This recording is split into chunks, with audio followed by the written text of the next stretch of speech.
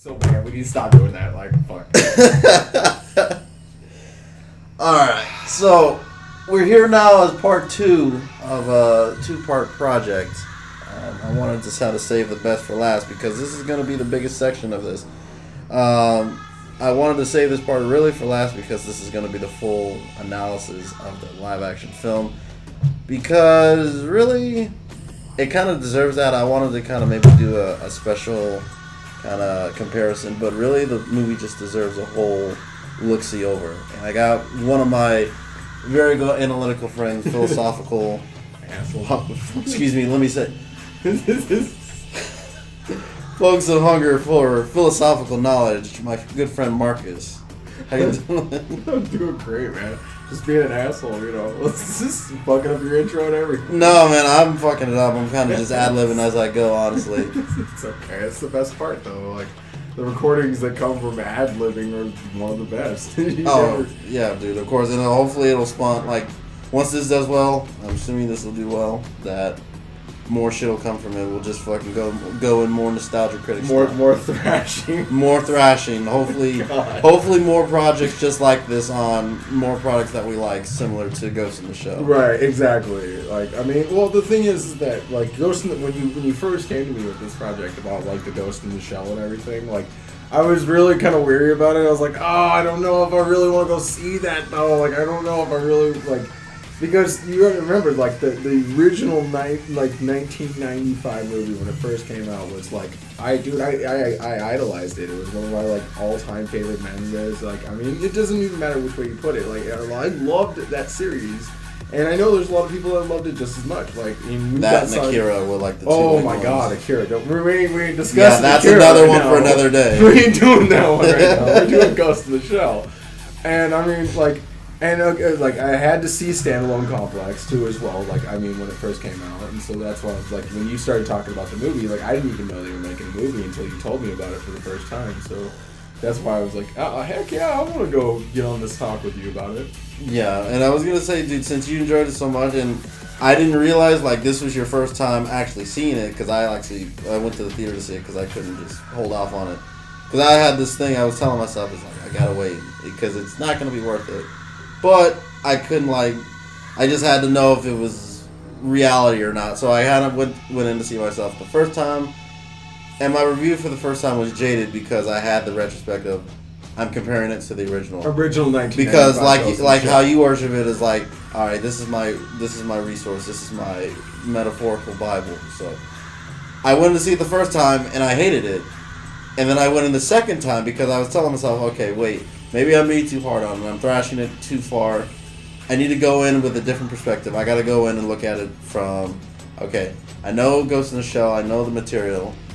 But I'm thinking too much in comparison. Let's wipe the slate clean. Right.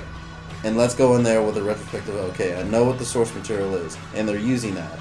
There's nothing in this film that doesn't belong there. Right. There's not a character. There's not an element or anything that isn't like just original. There is one thing. There's one character, and she's on the screen for a total like the whole movie, maybe 15 seconds. Yeah. Is this British gal, and she's talking to Ishikawa for a little bit, and she was like I watched the extras like you did. Yeah. And she's in there. She's just a completely new character. Just newly introduced. Yeah, just adds in a couple of conversations, but it doesn't change enough. It does. Well, it's not a major change. It's not something that we like. If somebody who didn't idolize the actual, like, you know, the manga or the actual movie, like the Ghost in the Shell when it first came out as the anime or the movie or you know, in any shape or form like that, like they wouldn't be something that most people would pick up upon and like to know, or to think that would be something that separates from Ghost in the Shell or even, you know, Standalone Complex.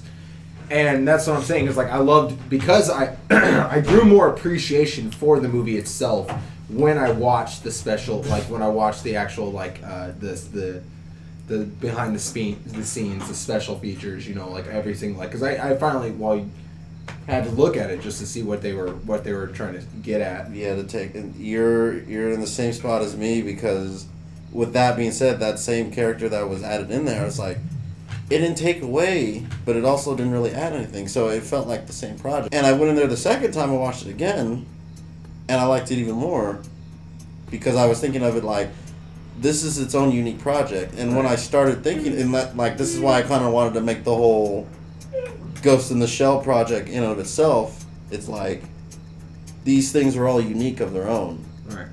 The 95 film is its own project. The manga is its own. Now, the manga is the original source material, but the 95 film is the same. Standalone Complex is its own project. I went back to watch that. And then these Netflix shows are also, in of itself, their own thing. Right. Even though they pull from the same source material, all of them are telling their own story, similar, but different. Right.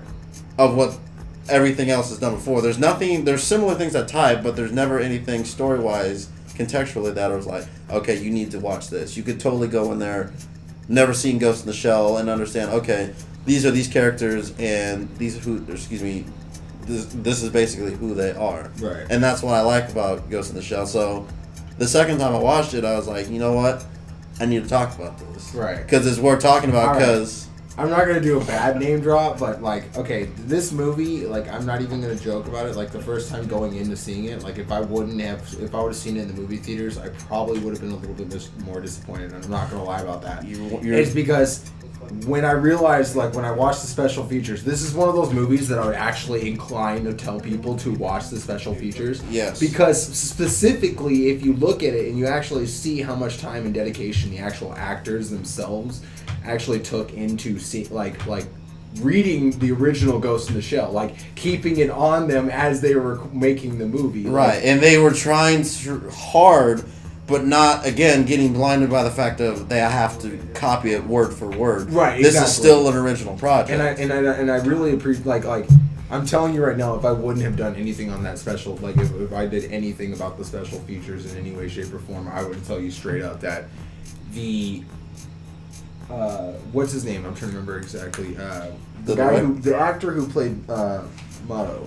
I actually have a hard time remembering. I don't remember his name, but he's like, I gotta. He's a new gentleman, like, though. I really gotta hand it to him. Like, he really portrayed the character very well. Because he did great. Like, if I had never seen him before, I think he's just like the best fucking new face I'd ever seen before. Like, the positives I have to say about this movie, though, like the positives from what I took when you told me to go into this movie with, like, a clear head and not, like, in any shape or form, like, remembering the 1995 movie itself, is that the director himself is he's a great director. He's done great movies. He's produced great stuff, and the thing is he had to go into this movie.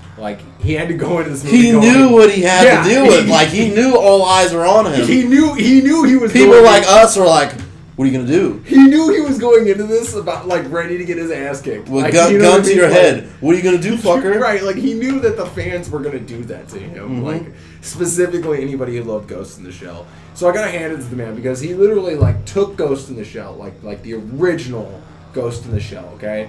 And he compared it, like, he took it side to side and put it to Ghost in the Shell Standalone Complex, like, what was required and what was the main villain and what was going on, the trials and tribulations, everything. He took everything from both those movies and mashed it into one. That's what he did. It made it its own little thing. And I'm like, I swear, I'm gonna keep away from the negatives right now, and we'll get to that later. And I know you. Dude, we got a long road ahead. That's what I'm saying. Like, I'm gonna keep away from the negatives right now. But I'm telling you right now, the positivity is, like, not only that, like, he had amazing artists, like, and I'm not underselling this at all. Like, amazing artists, like people who I agree, who dedicate more time designing the looks and styles of what is required for that movie itself. Like, the artist alone who worked on that movie for an hour and a half movie. Right, for an hour and a half movie. How many artists worked on that movie? Which is usually, like, you think of, like, a Christopher Nolan film or some shit, or a Scorsese film that's like 3 fucking hours.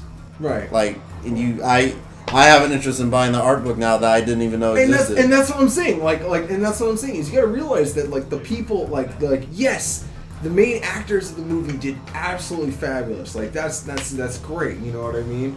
But you're also gonna remember how many people, how many artists poured into the work of this, because, like, they had to play on the art level of the man himself who created this. Right. You know what I mean? Like, the man who envisioned all of this. They had to play to his art level. And you know what? They got input that's from a high level. Yeah, and you know what? They even bothered to get input from the original director of the freaking '95 film. And anyway. that's what I'm saying. Like that's and he gave him the go ahead. It's like, hey, I respect that you're doing this, but go ahead and make it your own. But and he's like, all right, he wants us to be creative, and they pay homage to it in just the right way and just enough of like, it's it's that hard balance of like, the director either has no control over some shit, right, and they can't input enough, or like Seth MacFarlane syndrome, where he's like the producer, he's like the editor, he's the fucking actor, and it's too much. But honestly, there's like, this is walking like the line, and almost, and I'll probably end up saying it more than once, playing it too close to the chest. But you have to think about what they had to deal with, and I go back to, yeah, they probably had a lot of pressure to deal with, so better to play it close than to possibly get carried away. But that's what I'm saying. The pressure only comes from the fans themselves. Oh, like, absolutely. It must be horrible. Like that fucking George Lucas syndrome of like, holy shit, these people are gonna fucking burn my house down with pitchforks and torches. Right. And that's what I'm saying is like it's frightening because like this man could have created a masterpiece, like both visually and story wise, and he could have gotten every amount of money he needed to make this movie, and he could have done it like phenomenally. Like he could have just made it, but there's no way of appeasing a fan. No, there's nothing you can do perfectly. So you cannot hate on the man. There's gonna be someone like who watched this movie and just hates it regardless. And that's what I'm saying. Like that's what I'm saying. Is like you cannot hate on this man for trying his hardest to make an absolute. I respect that fully, and that's one of the biggest reasons I'll praise this movie. And just for a warning, when like they're like, I'm being positive now at this note. Oh, I am being positive at this note. But charismatic and positive as all can be, but when if you love something, you gotta tear that shit down. Yeah, we gotta tear it down, dude. Like we gotta come at it with a fire axe. Like there's no way of. I'm telling you, I'm holding off right now. I'm doing my best because like I'm trying to like point out the positivity, like everything positive that comes with this movie, because it's like it opens so. This movie is a platform. It opens so much because like many like very niche stuff for people specifically is anime movies becoming. This is the platform for anything like. I've already the ads you see constantly of like, hey, you might see Akira in live action now since because Akira, I've seen the Ghost in the Shell, or not Ghost in the Shell.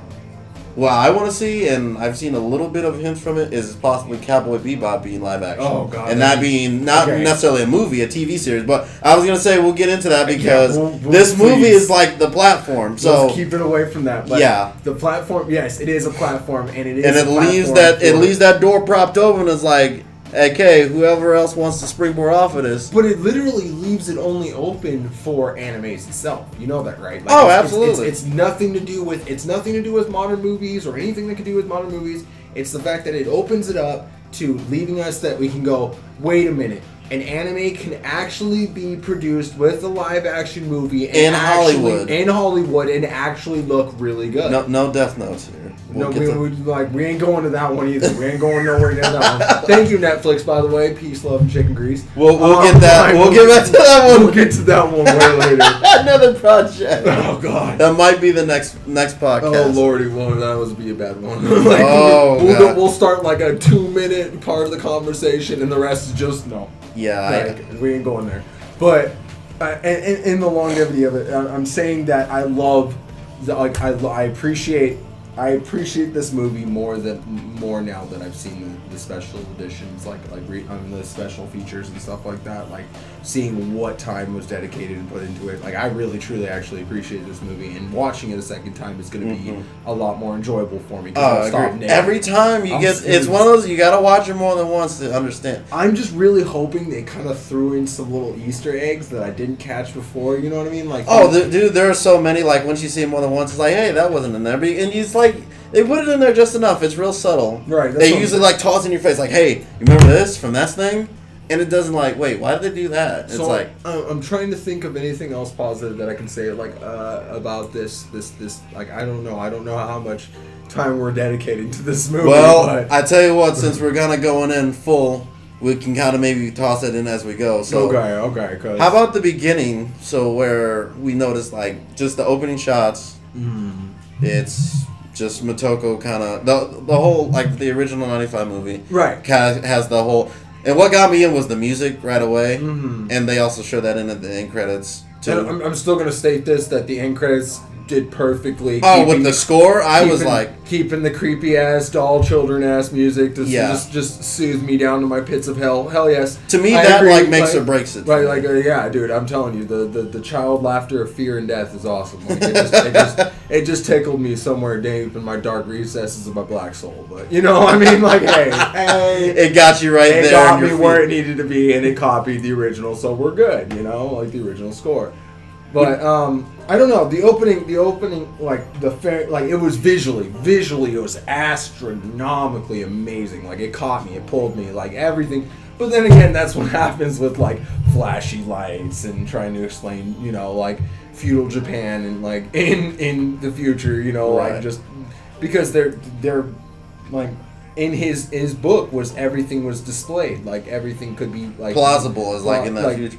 Something that could be used in the future as an electronic. Yes. I do have one good question for you though, and What's this that? is the one I had to ask myself. What's that? At any point in this, the intro is a perfect example. At any point, do you feel like they were trying too hard to possibly like pay retribute to what's already existed? Okay, I'm not. This is. And by trying hard, I mean like sticking to the script so much. Am I allowed to be a savage right now? Dude, this is why we're doing this. We're gonna starting it. Yeah. Okay. If we're starting it, like, all right, beautiful. Okay, now I gave out everything that I said about him, like the producer for this movie. Like I told you, he's amazing, great, like everything. But like, okay, dude, listen, the amount of like you creating like these huge holographic projectiles just seemed like you were taking so much away from the movie. Like you were trying so hard. This is the future on using these 3D projections. So much more, like in the book, like it was not. No, it wasn't even. It wasn't even that much fucking projections. Like there was projections here and there of like showing like 3D modeling. Of the fish in the street like were one for me. Like, the fish in the street were fucking overused, for Christ's sakes. Like they used it at least 3 times in the fucking movie. Like at least 3 times that I saw that. And what the fuck? Like, all right. Apparently, all right. I was gonna say, I'll just say one movie title. Okay, now Branded. Yes, yeah, that's what I was gonna say. Like, thank you. Yes. I was gonna say that weird ass fucking movie with the fucking god, like that. I saw that. I was like, wasn't that fucking Branded that did that? Yeah, that's what I was gonna say too. Like I was gonna exactly say that exact thing, but you kind of caught me, bro. I was because I had a feeling it's like, is he gonna talk about Branded? I was about to go there, but I was like, I can't do it right now. Like you caught me, like you said it. As soon as you said it, like my whole body's like, no, we ain't doing this anymore. Like, yeah. Because like it really is like in every shape or the form. So like, in your face, this is the future. So that's honestly the only point where I felt like maybe they need to pull it back just a bit. Because even I can't think of one time where, okay, I know this is the future. I can like even the cars aren't like highly just like, okay, this is the far future. It's like everything, like the fact that they're cybernetic is enough. I can tell. This is gonna be screwed up because like I'm gonna have to skip forward to the front of a few of them in the movie that I was watching. Dude, we're still at the like, beginning. Right? I know, but I'm just gonna tell you right now. Like we were talking about branding, okay? Yeah, go ahead. For example, there's a part where she's gonna like, well, expletive deleted, you know, please, blah blah blah blah, compound, blah blah blah, you know, like all that, everything. She's taking a bite, and all of a sudden, on the bottom left corner, sneakily hidden in the screen, there it says Honda. Like, I'm just like, oh, you mother. The subliminal message. You subliminal bastards. Like, there's still, even in anime movies, they're still branding it up. Still branding it up. Okay, yeah. You see what I mean, though? Like, that's what I'm saying. Like, it's It's a great movie. Damn, the amount of brands. Like, it just leaves open for advertisements. Like, you don't see advertisements. you don't see Major about to fucking jump off the roof. I'm on site, and she leans down and she fucking grabs her Reebok pumps and fucking grabs the tongue, starts doing that shit. Yeah. But yeah, I feel you on that one. And whoever did the costume design for this movie, like, absolutely phenomenally great. Like, every costume has been great, except for 2 of them. But we'll get to those when we're going her, through the movie. like, when she's with Section 9 most of the time, like, she's in her mission gear. No. Like, when she's laying against the wall and she was doing, like I guess what was, like, rest mode for her or something. Yeah, I know her what you outfit right there was, like, just absolute garbage. Or the one where she's in the kind of the Yakuza or the bar. Yeah, the Yakuza that bar. full red suit. I'm yeah. like, that was kind of over exuberant. Yeah. Yeah. But then it's like, all right. Anyway, I don't know. You go back into the beginning. You go through the motions, opening sequence similar to the beginning, and then you get to opening sequence, pans out from her face. Right.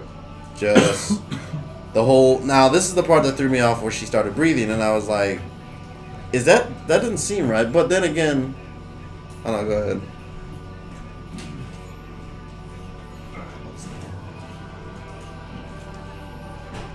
Spitting too much savagery that my throat got dry. Oh no, dude, that's what breaks it for. Like when they do it in the fucking radios. Started spitting so much savagery, my throat got dry. I needed to go get down and get myself some green tea justice with ginseng. You know what I mean? Like, right. No, when they break in the studio, dude, it's like it's exactly the same. Right. There's no professionalism. There's no. Dude, fuck, I'm trying to be as professional as I can, but man, dude, you sound like you've done this shit before. It's like behind the actor studio. Well, actually, surprisingly, when I used to live in California, one of my best friends at the time when I was in high school, his dad was a radio station director. Like, he used to do the radio stations for where I used to live. Oh, no shit. Yeah, he used to do the nighttime, like all the way up till about 6 in the freaking morning. This man used to be up doing the radio station. And it was so funny because one day he took us in there and he's like, you go try doing it. And I'm like, I can't, dude. I don't have the voice for radio. Like, are you kidding me? Like, fucking sound like I'm not Teddy. I'm not FDR. The fuck you think I am? Yeah, that's what I'm saying. I'm no FDR. I'm not gonna get shot and walk away like a champ. You know, like hell no. But you know, like I've done radio things with him before, so yeah, I've been able to like do conversational pieces and know how to talk to people and do recordings and stuff like that. Like I've done before, but I'm not a big famous person. You know? No, you're better off than me. I've just had to fucking wing it for the majority of the time I've been doing it. Just literally just trial and error. Yeah, that's the best way, self-taught. That's what I did for years when I was working with him. I was like, I'll just trial and error. Fuck it, I'm already done. Yeah, you see how much of a shit you sound like on the radio, hearing your voice back. All right, so where was I? Oh yeah, just at the beginning, the pan out of the face. We did all the breathing thing, which kind of threw me for a loop. But again, she has to talk about she just got transferred into this new body. Processes of the other human body are the same. Okay, I have no lungs, so I was like, okay, I can't breathe. But then again, I don't need to. Right. So that makes sense. And then because the first time I saw it, I was like, oh shit, they already fucked up. But then again, it's like, okay. You had to rethink that because, like, you know, you asked me that question during the movie is whether or not she... Like, if it were me and I had my brain moved into a robotic body, it's the first thing I'm going to do is, like... Your body would think to do the... Do I got to take a piss? Do I have to take shit? Do I need to breathe? It's right. Well, no. Actually, the first thing your body will do will be, like, to do naturally breathe. Yeah, or it's, like, because it's your... Or just fucking reject it altogether. Right, exactly, or reject Which it. that's what made the meds come in. Right. Just so you accept it, so... And then, let's see, they were talking about how she was the program for Section 8. Like, after they got her working and everything, that she'd be moved to Section 8, which is like, as before, they do talk about that when she was first created. My thing wasn't she originally a sex robot, though? You know what? As far as I know, I can tell maybe that she was, but people do from what I got from Standalone Complex, it seems like she was. I want to say, and that's why I said they give her the most backstory here. Right. Is that she was just like some sort of rebel, and now I don't know if she was just just causing all kinds of fucking mayhem, and she was just an anarchist. But from what I can tell, her and a bunch of other people had been tested on, and she was just the lucky. Right, but that's what they established in this standalone. Oh, before she was. But that's what I'm saying. Before, like in the original 1995, wasn't she originally like a sex robot or something like that? You know what? That's interesting. Because if I remember correctly, she was supposed to be a sex robot. Like she was used as a sex robot, and then she was given this. She was given the. Option to want to be in Section 9. Exactly. She was given the option to become a robot in like, and that's what I'm saying. Like, wait a minute, that's not right, because if I remember correctly, she was a sex robot, and then now like I'm trying to figure it out. Like, is that what it was? Is that, or like, are they trying to take away from that because that might have portrayed or fixed the wrong movie? I just always presumed like. Ghost in the and just not focusing on the film. Ghost in the Shell to me was always the anime RoboCop to me. It's like we made you like Major is kind of in a different boat as Murphy, right? But they kind of got in this. They have similar situations of like being destroyed. Now Murphy, we already know, has a backstory. He was already a police officer, but Motoko has no experience prior than having her shell, so she has no police experience, so she's just going into this just either she was programmed to already know what to do, right, or she was just taught. Either or works.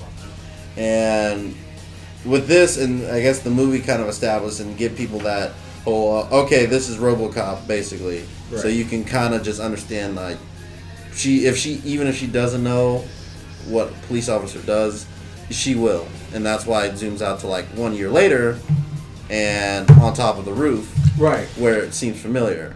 And that's what I'm saying is like it's really I don't know how to put it. Like it seems like they could have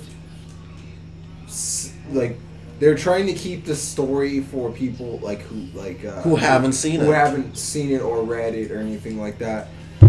And they incorporate things that are helping the story and guideline and basis of the story to keep going over and over again so they can keep that movie running, right? And that's what I'm saying is, like, you know, like, he did a great job. Like, if you just watch the 1995 movie, you literally just watch the 1995 movie and place it right next to this movie. Mm-hmm. There's only one thing that's different.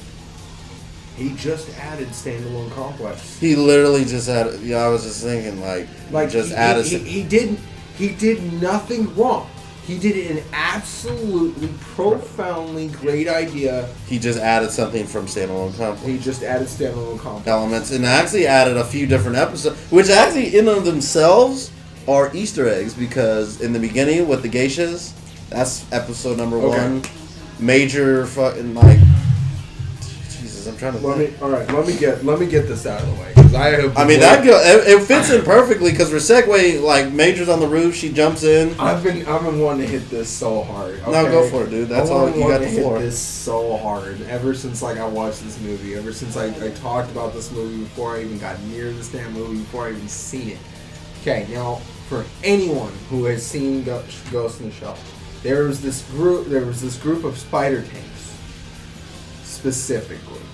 Like, if you remember them, they were agile, they were mobile as fuck, they were constantly moving. Referring to Tachikomas. Like, yeah, they were just amazing, right? And they were just amazing. They were there from the beginning. And they were there from the beginning.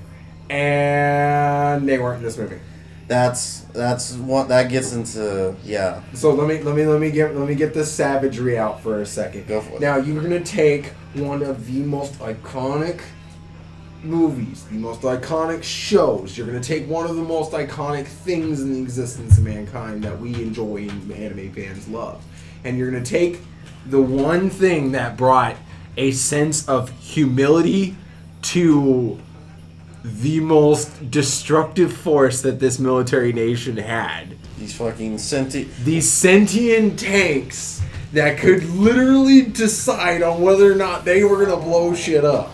Oh my dude, went back to read the manga. They're a lot more morbid in the manga, like, and I know in Standalone Complex, like, they seem friendly. Yeah, and they're like, hey, Mr. Bato, and they all like they're like that in the manga a little bit, but they're all like, hey, should we just fucking just off all these guys? We ain't have to do this like, shit. we don't need to be here. We could just shoot and run. Like they were savage. Like, even in the original, like literally books, the robot strike. Well, yeah, they could have destroyed a lot of things in that. Like, they were literally the most rogue robots, but they had the voices of children, which made them seem innocent. And you gotta realize that the entire children with fucking just Gatling guns and fucking rocket launchers. Right, they're just innocent. Like, they were given children voices so that way they appeared as they were not as adorable. Savage, like, as they were not savage. They were adorable little baby spiders. That's what they like. Little adorable baby spiders with chain guns and rockets. Like, maybe that's what that was. I gotta say, if there is any future project for Ghost in the Shell, possibly that could lead into it. I feel like. I don't know if that would have been out of place here, because then again, there's such a significant part of the series and the mythos that they might have maybe taken away too much shine. Because I feel like what this movie functions as is like an origin story for actually not just Major too, but for a lot of characters we know, like Bato. He doesn't have his augmentations right off the bat. Right, he has normal vision. He earns his augmentation. Yeah, he has the subliminal, like they can all communicate to each other. Right.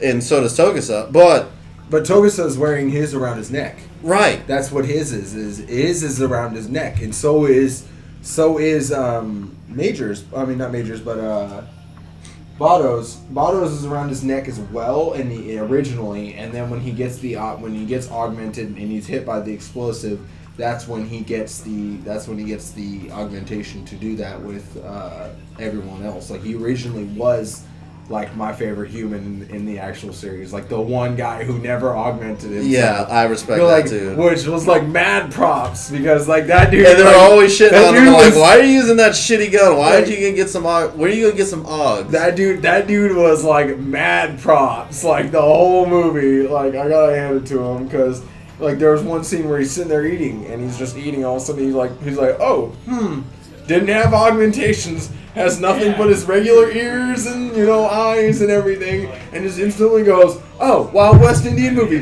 Boom, boom, boom, done. Just skills alone. Like, just skills alone. And if he did have Augs, dude, he'd be like, the shit. that dude would be crazy. That dude would it'd be stacked. Right. So, I'm going off from that. All right, from entering in the geisha scene, stealing the again, from Standalone Complex, we already have our mission analysis. Major's told not to go. How far of a blow-by-blow are you wanting to go on this there? Cause you know what? I'm thinking instead of maybe going... Because we're kind of going back and forth here, like fucking Wimbledon style. I feel like we can kind of go good and the bad. That's what I'm saying. Like, we can talk about the good, but we got to thrash where we absolutely. Thrash, it's just address it. How about address it as we go? Because beforehand we were deciding, okay, we're just going to go in... Just going easy first, and then the best thing is you're just going to be able to edit all. But dude, it's honestly, and I like editing, but it's also a bitch too. So it'd be better just to go back and forth. And honestly, and it gets a lot done in a shorter period of time. It's yeah. So going in, we already see the first thing, and we see Aramaki, and I like the guy who portrayed him. I have no issues there. But it has that fucking...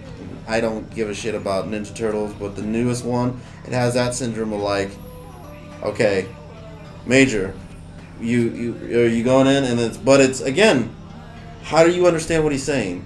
Because we have Ninja Turtles or Tekken syndrome of like, how the hell do you understand my Japanese when you're speaking in English? Right. And that's majority of the like Aramaki doesn't stop speaking Japanese. Right. And that to me is like, I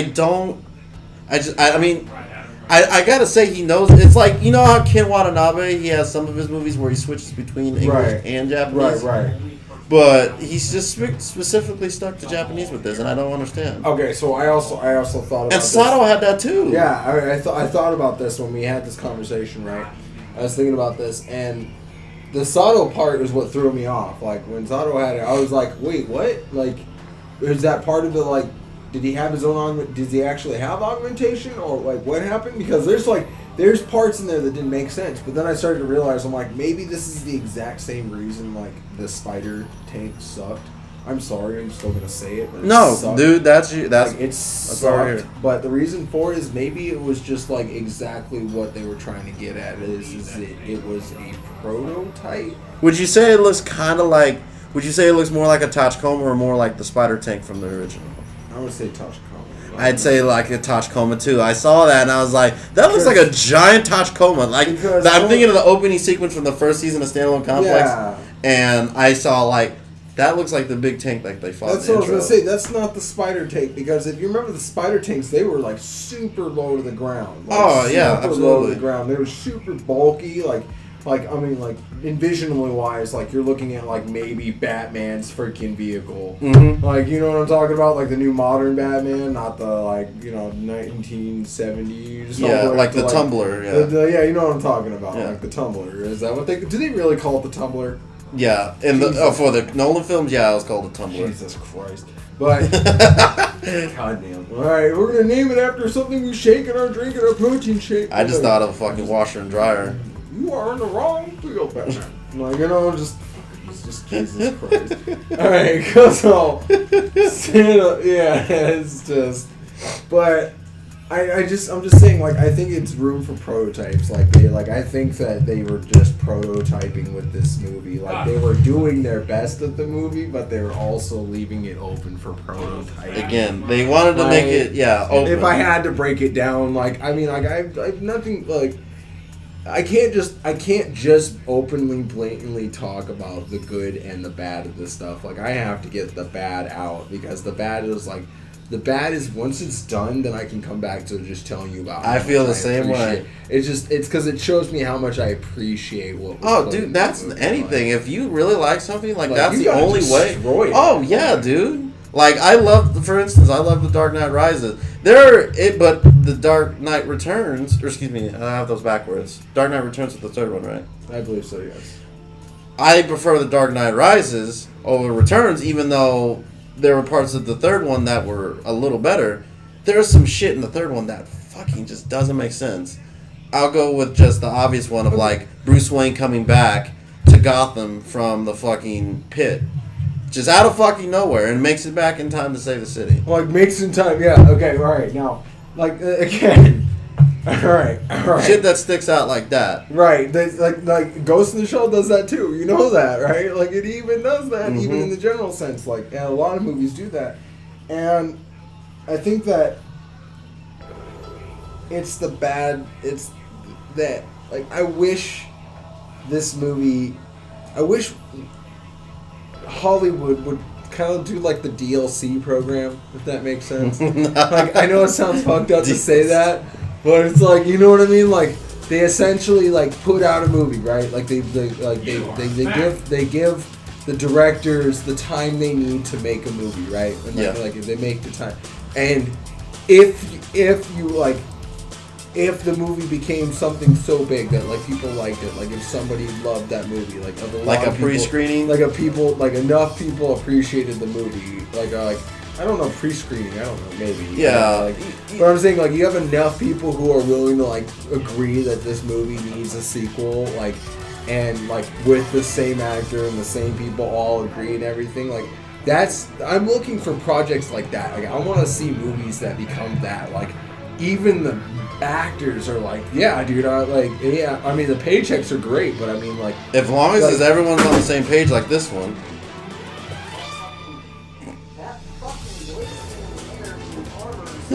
We're on the same. Woo! So, but that's what I'm saying. I think that I think that there's just plenty of room for them to grow on this movie itself. I just think that they need to take more along the lines of learning that there's always going to be some shit, but just don't fuck it up. Don't ruin this series for anybody, because as long as you don't let the fear overcome and you give in to all your fandoms, because then it's oh well, there's only these few hundred people that like it, but everyone else doesn't have that issue. Right, exactly. It's only the diehards that are gonna really just hate it regardless, which is what you stated earlier. Some people are just gonna fucking hate it. And that's what some I'm people saying. are gonna hate it just because it fucking exists. Right, and that's what I'm saying is like I love going into this movie thinking with a clear head, and I took that in based. Oh, dude, it's a fucking relief when because you're like not watching it like, oh, they're gonna fuck it up, they're gonna fuck it up. And that's what I'm saying. When you first showed me, like I watched that whole movie. I literally sat there the whole time telling myself to shut up and not criticize that movie. Just listen to what, like, just watch it, just take it into effect. And I was not disappointed. I really wasn't, and that's saying a lot because most modern movies today, I think, are crap. Fucking. I think most modern movies today are crap. Like you have to understand, I am a huge fucking X-Men fan. Like I used to collect the comic books. I was a huge Teenage Mutant Ninja Turtles fan. I used to collect the fucking original books. I have them signed. They're sitting in the original fucking Teenage Mutant Ninja Turtles. They're wearing the red bands and shit. Mm-hmm. It's sitting in my storage unit in California.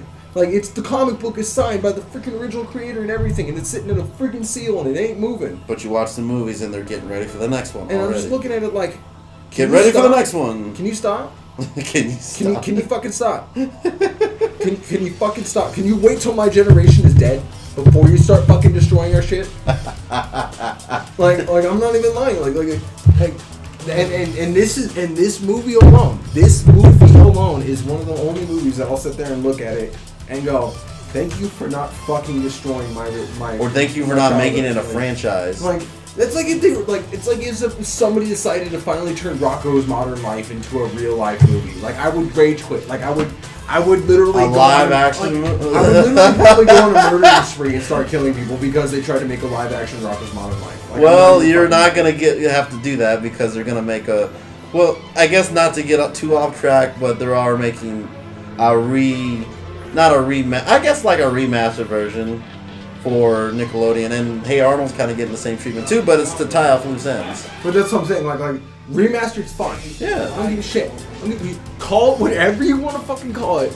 Just don't call it originally like the original, right? Like don't call it the original. Hence why I think they chose the Ghost in the Shell, like calling it Ghost in the Shell standalone complex, because it's not original Ghost in the So Shell. this movie again, not a remake, but not a reboot, but I'd say a tack on to the series. To the series, yes. Like I agree 100%. Because I hate those two words. It's like this is a reboot or this is a remake. Remake, no. I'd say it's a tack on. Like I agree 100%. Like I think it's a tack on to their live action series. Like I think it should stay as a tack on, not considered a reboot or a remake. The new RoboCop that came out in 2014. That was a Dude, you want to know something? I like RoboCop more than Predator. I cherished RoboCop as a kid because I thought he was better than Predator, and then I realized. I like RoboCop more than Terminator. Right. Well, I know. That's because. Well, okay. All right. I cracked this joke before. Like I cracked this joke before with you when we were sitting outside before, pausing the movie, taking a break. Right? I cracked this joke before, but there was a part where she comes in with there's a part at the very beginning of the movie where she breaks through the glass, and the geishas are all all over the place, and she breaks through the glass, and you see the reflective light and everything, and I understand it's like Japan, like it's fucking bright as the light, yeah. Like you know what I mean? Like I fully understand. But the refraction of the light, she breaks through the glass shatters around her. Great job, by the way, whoever did that, because I actually looked for specific parts. Oh, dude, they got the guy at the Fury Road. But you know what I mean? Like, I look at that shit trying to see if, anybody fucks up or anything like that, because I'm an animalistic asshole. But it gets to that point where, the reflecting light comes off of it, and I was watching her suit, and all of a sudden I started realizing that she started having, this shadow effect.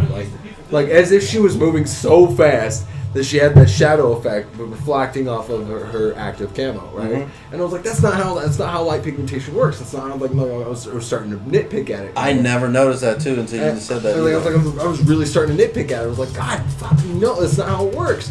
And, that's what I'm saying. That's nitpicking the shit out of this movie.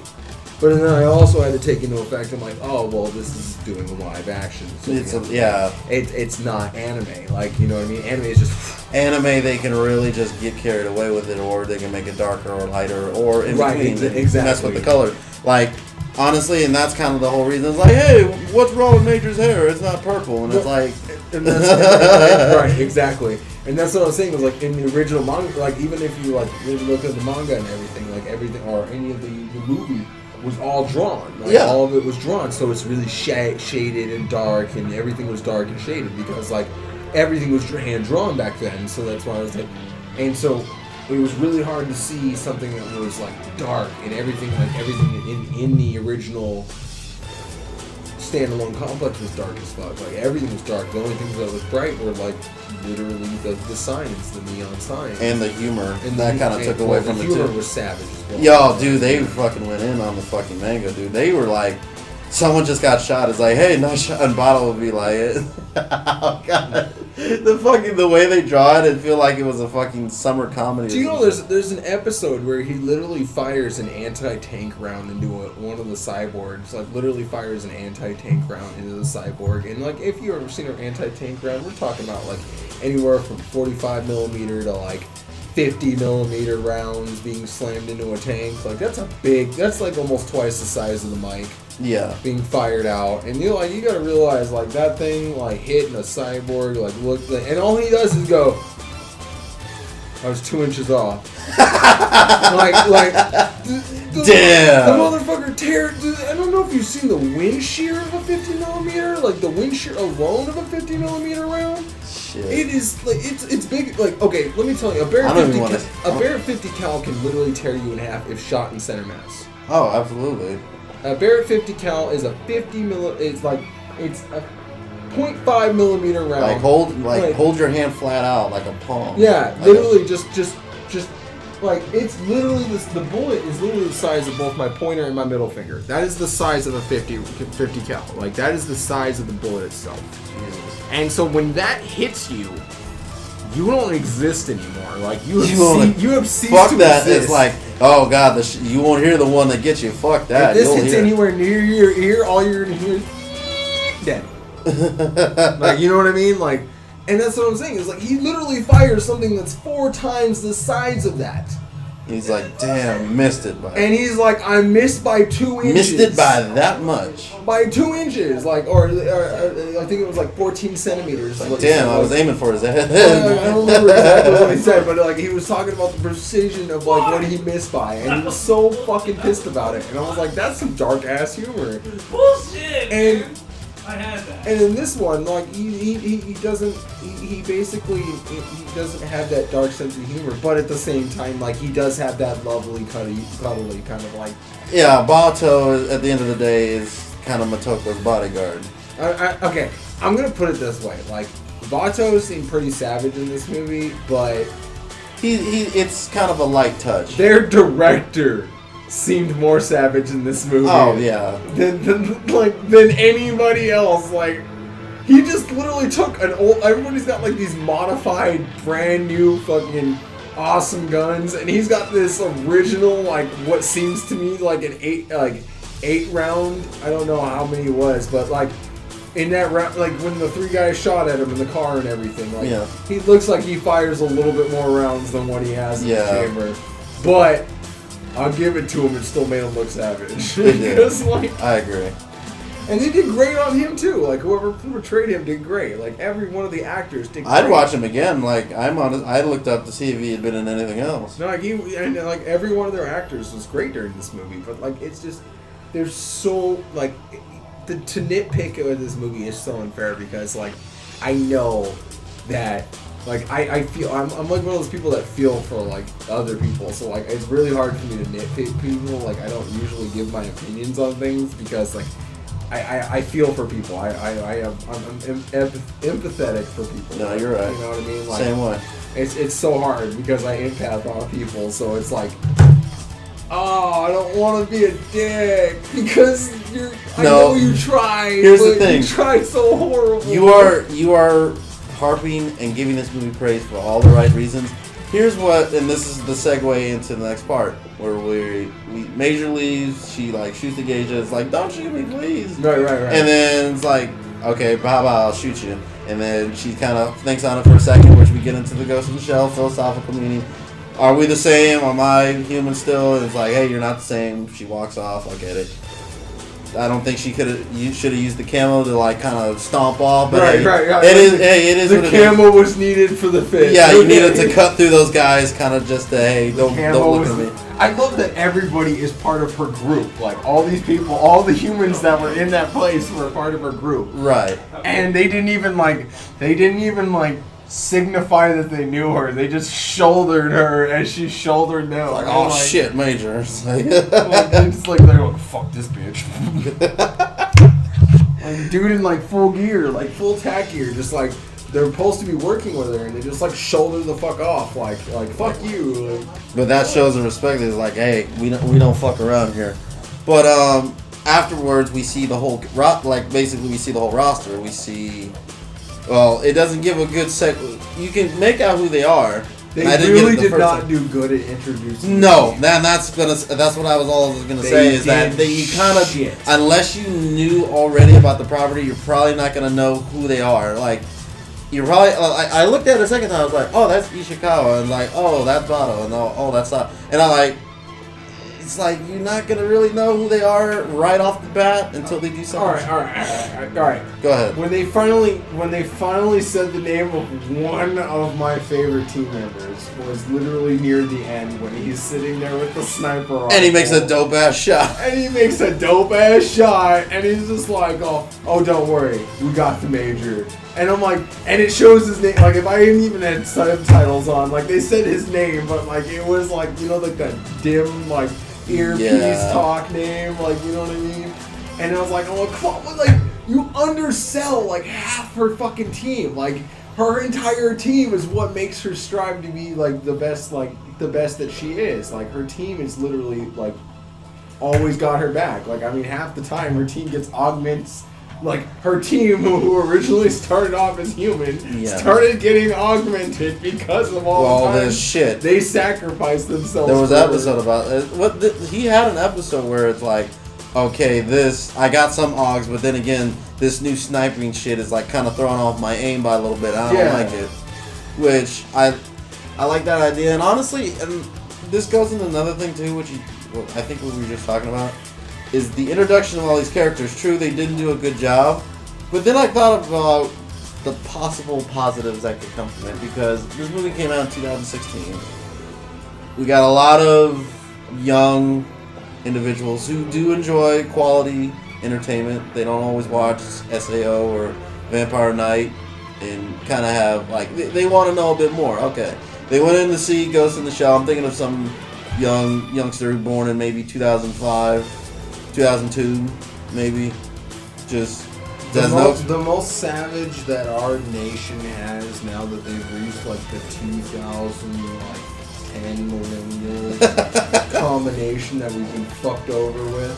Like I'm not even lying. The only the most savage that we can get is the like Sons of Anarchy fuckers and like. I love Sons of I watch Sons of Anarchy. I'm not bagging on it. I'm just saying like.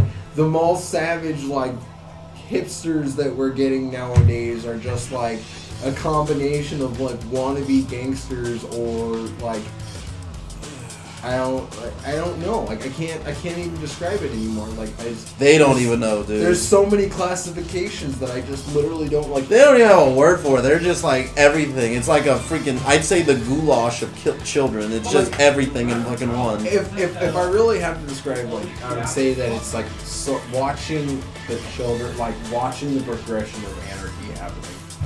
Like, if that makes sense, like, hey, it slowly progresses to like millennials are like slowly becoming anarchists, like they're like naturally becoming anarchists. And we're the fucking crazy old guys who are like and now I kind of understand why old people always go, oh, you youngsters. I'm like, y'all don't know shit. Y'all think y'all know fucking everything. I'm like, I'm looking at these millennials like, oh, y'all fucking little shitheads. You like, don't fucking know. Like, I'm but too old. Here's the thing: if you do want to learn some shit, come over here. I'll show you some good shit. And this is what this is. It's like, all right, they saw Ghost in the Shell. It's like, all right, that was some hype shit.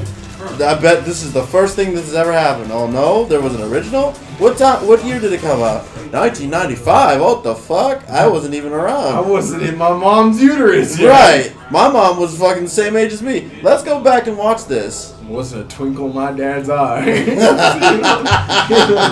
you know what I mean. Like, so, let's go with that. I think of it as like, it opens the door for, I think of the time it came back. I know I'm thinking about us, like, who like future projects and other things like this. Right. Who were around in the 90s and prior to that. Right. But also for newcomers who are like, this is their introduction to this property. So possibly if they're interested, which I hope, because this movie did well, that they can possibly go back if interested. I hope they continue to keep trying to work on this project to better it. I hope so too. I really do, and I hope that they are able to successfully make movies based on like almost the exact same kind of like, not genre, but like, you know, go off anime and like making anime movies live actions, like actually not sucking. So like if they do Akira, we gotta already have those, and they fall into those live action Japanese. And I've seen a couple. I haven't seen the Ronin Kenshin ones. I haven't seen that Attack on Titan one. Okay, those live action Japanese films. Ronin Kenshin made me cry my eyes out. Like I had to carve my eyes out for like at least a week and a half to forget it, because I used to love Ronin Kenshin. Yeah. I watched the movie where he literally like where they told the story about him, like how he had to literally kill his wife, and like I got enough. I've just been rewatching it on Netflix. Like there's a movie where he like the scar that he wears on his face, like it tells you exactly why he wears that scar on his face. Oh shit! It tells you everything, and it's like, hey dude, it broke me. I was like, oh, that sucks. I'm gonna have to finish that thing because that like sucks. I've been like watching it like just real shady in and out between everything else. There has never been an anime that has hit me harder than Rurouni Kenshin besides, and I will say this and it sounds really shitty, but it's when Shikamaru in Naruto, when he first meets his dad and like he watches his dad do the Ninja Wars, like that's a good that fucking destroyed me. That's a good, yeah. Well, yeah, I wasn't ready for it. Touch on. That's a hard subject because they already murdered my favorite dude, which is the guy with the blades. You know what I'm talking about? Oh fuck! With the brass. Yeah, I know what you mean. Yeah, they murdered him, and it's the exact same. Like it's savage. Like they have. There's moments that only the anime, like in Ghost in the Shell, like there's moments that for anybody who had memories to this series, like any moments, thoughts, or you know, like any like true moments that like you could have had a shitty day, like at school, like somebody was picking on you and beating the fuck out of you or something. Yep. You go home and you just like sit down and watch like the 1995 Ghost in the Shell, and you just love it. You just think about like things in the future of like animatronics, and then one day somebody grows up to be like the person who built like 3D prints the first like a usable hand, or be a better person who they want to be because they got augmented. Right, like and that's what I'm saying. Like it's something that like it leads. It's an inspiration in its own form, and I think that the director is somebody who did a great job at trying to show that inspiration that people need to be derived in life based upon these modern ass society bullshit rules that we keep getting put upon. Mm-hmm. You know what I mean? So like I think that it fights, it tells the story, it does a great job in the movie base, and I all in all I'll give it a rating for the movie at least like almost a full 4 stars. Like I'm not even lying. Like, I give it a solid 3.5 4 stars. I would say 3.5, but I give it a solid 4 based upon like just in the general sense of just giving it going into an open mind, like going into a really open mind with it, and it really just proceeded to be where I thought it would be. Like it did a great job. If I had no prior knowledge, I'd give it a 3. No prior knowledge, I'd give it a solid 2. You getting in on this, Kyle? I'll be in there. I'll be in there shortly. Just let me finish this first. I got you. Captain Cold's about to come up. No, yeah, he is. Oh god. Okay, so I guess at the beginning of the movie, we can kind of go in and focus. Like it's more or less just an introduction. Right. Like kind of a few scenes similar to the first one, like the scene her waking up on the bed. Right. Meeting the cast.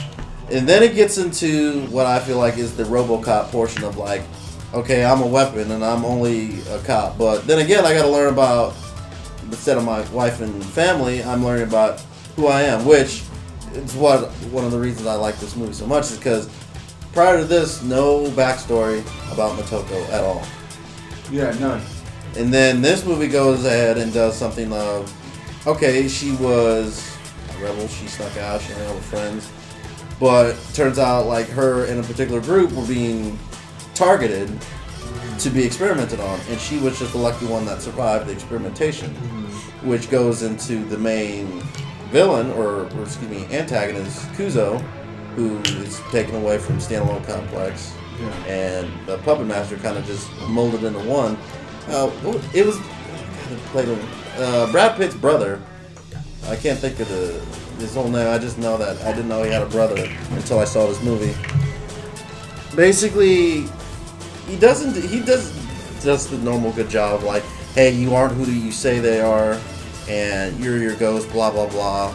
And I felt like maybe they're going into that a little too much, but then again, they're trying to give this character substance and make you care.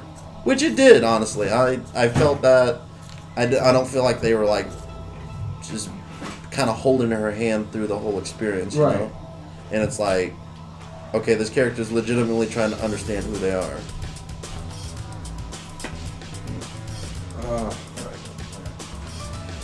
Yeah, that's okay. Well.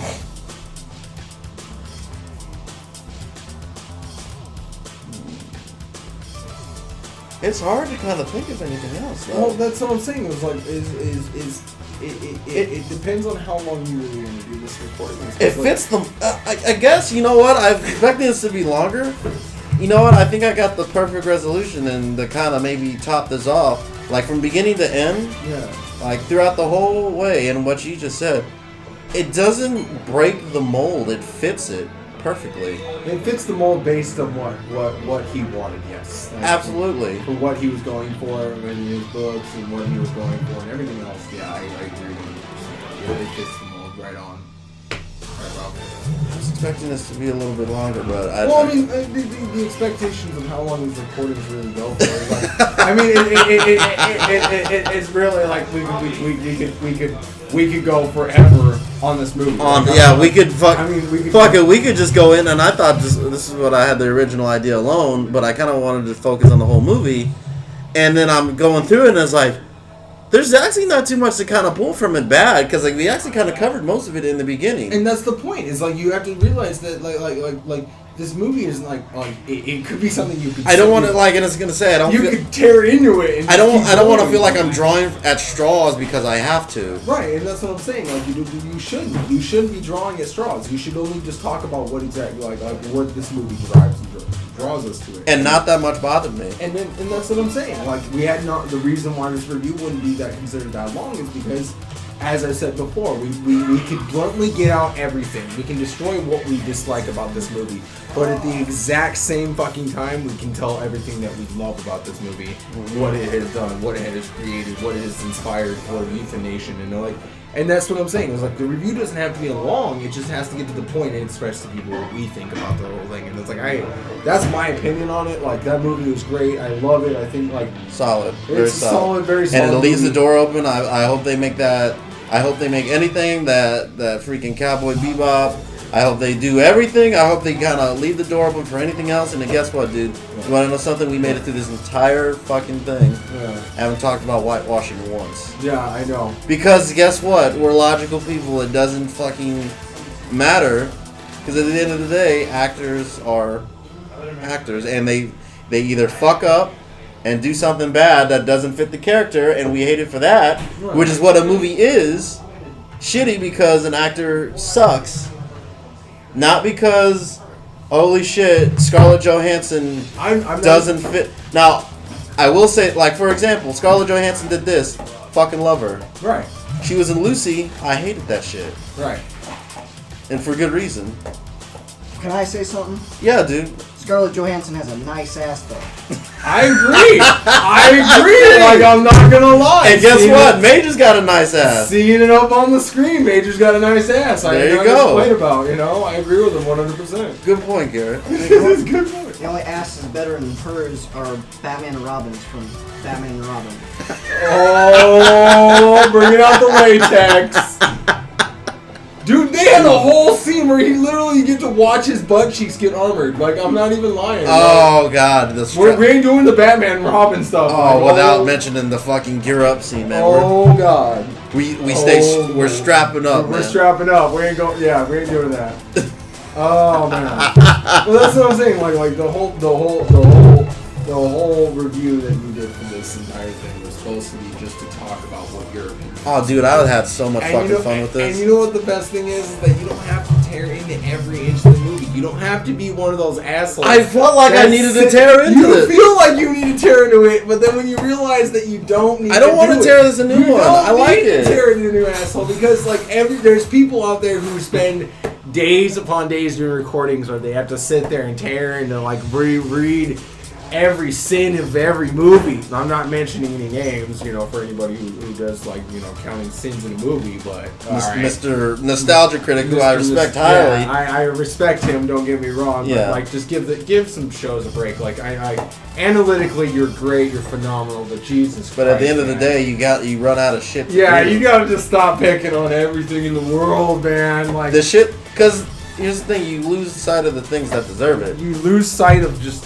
loving things, Yeah, like sometimes you like things for what they are. You just lose sight of it, and it's so sad because like I lost sight. Like I lost sight of this movie. Like I truly and utterly lost sight of it. Like I thought I was just gonna go into this. It made me feel good that something like this was portrayed in a respectable way. Exactly. Like I was literally like I totally thought this movie was gonna suck. They could have transformed the fuck out of this. Oh, they could have turned this into a fucking. Hey, you guys like anime? Well, we if got Michael something Bay for got you. a hold of this movie, and I'm Stop sorry, it. If Michael Bay got a hold of this movie, I would have just rage quit. Like I wouldn't even have touched it. I'm sorry. Anyone besides this guy, I'm glad it's a new.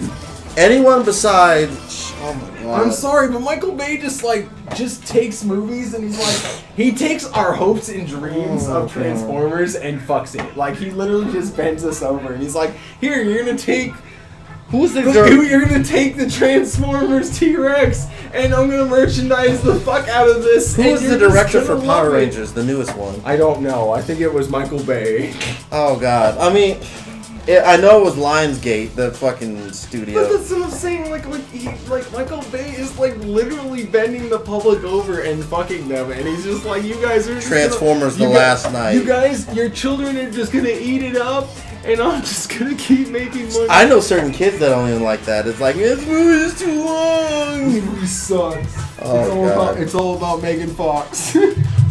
So when we do this next time, are we gonna go into Death Note? I don't know. Give the people something to think about. Oh, we might.